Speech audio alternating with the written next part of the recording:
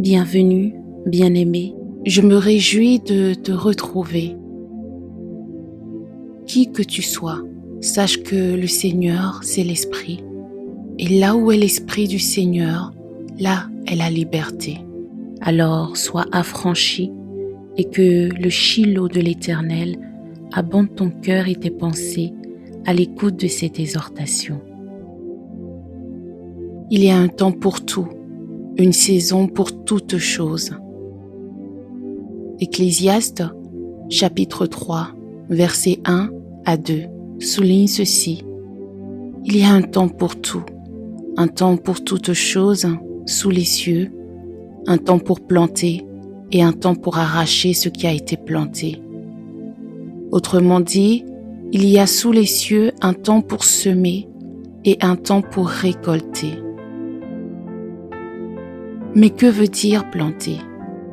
Ce verbe illustre l'action de mettre, fixé en terre. Communément, l'homme a pour habitude de planter en terre des graines ou bulbes. Lisons ensemble Jean, chapitre 12, verset 24. En vérité, je vous le dis, si le grain de blé qui est tombé en terre ne meurt, il reste seul, mais s'il meurt, il porte beaucoup de fruits. Christ, ici représenté par le grain, a dû mourir afin qu'une multitude soit sauvée. En d'autres mots, Dieu a dû se détacher, accepter de perdre et laisser mourir le grain de blé, son Fils Jésus-Christ, afin que toi et moi soyons sauvés. Nous sommes donc le fruit, la récolte d'une semence qui, au préalable, a été faite.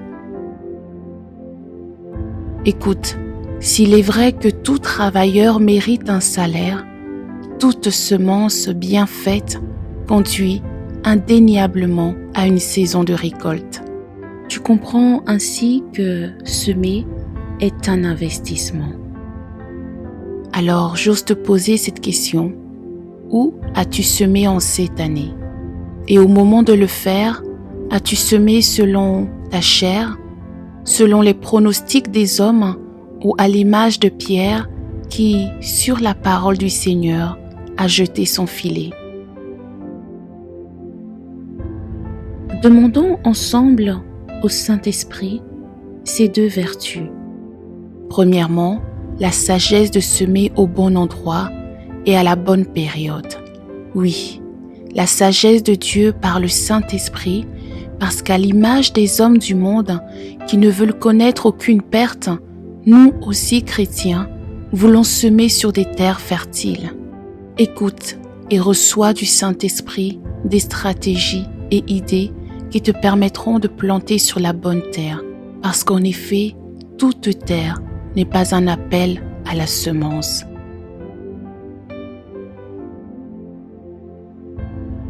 Demandons ensuite la patience. Oui, la patience après avoir semé. Il est bon de se rappeler qu'entre l'étape de la semence et celle de la récolte, il y a un temps qui s'écoule. Aucune récolte n'est imminente ou immédiate. Ainsi, ce processus exige de la patience. Car c'est une prophétie dont le temps est déjà fixé. Elle marche vers son terme et elle ne mentira pas. Si elle tarde, attends-la, car elle s'accomplira. Elle s'accomplira certainement. Habakkuk, chapitre 2, verset 3. Si la promesse tarde, attends-la. Non pas oublie-la si jamais elle tarde, mais attends-la. Attends-la parce que c'est une prophétie dont le temps est déjà fixé. Malheureusement, nous voyons que la pensée de l'homme a été corrompue. L'on parle de fast-food, livraison rapide et j'en passe. Nous voulons tout et vite. Ce monde supporte difficilement la lenteur et est caractérisé par le manque de patience. Quel contraste avec le Dieu que nous servons qui, lui, est patient. Bien-aimé, Si Abraham a attendu le fils de la promesse, Joseph, le temps de la gouvernance, David, l'heure de la royauté, nous ne ferons pas l'exception. Alors, à tous ceux qui ont semé dans l'œuvre de Dieu, à tous ceux qui ont semé dans un domaine particulier, enfantement, mariage, projet, je prophétise que ta saison de récolte est venue. Le Seigneur dit, parlant de la promesse, elle s'accomplira certainement. Il n'y a nul doute. Ce n'est pas la parole d'un homme, mais celle du Dieu fidèle. L'heure arrive pour certains et l'heure est déjà venue pour d'autres de récolter. Alors, récolte. Et comme le filet de pierre, ton filet se rompra au nom de Jésus-Christ, en raison du fait que tu récolteras en grand nombre. Jésus-Christ est celui qui multiplie les gains. Yahweh Jireh agit encore. Amen.